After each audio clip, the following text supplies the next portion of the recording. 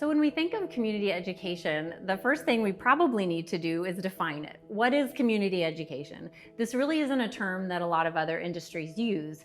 It's similar to marketing or business development, terms that we're just a little bit more familiar with. But at the heart of community education is really just spreading the awareness to the community about your program. And for healthcare specifically, you need to be targeting the doctors in your community that see the types of patients that you need in your outpatient wound care and hyperbaric department for your facility to grow. So it kind of goes without saying that patients are the reason why any service line exists.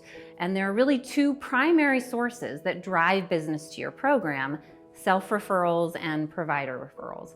Now, we might look at self-referrals and think, okay, well, why do I need to have a relationship with providers to get those referrals? But what we found in healthcare is the phenomenon that even if your insurance company doesn't require a physician referral, you still want to start with a recommendation from a doctor you trust.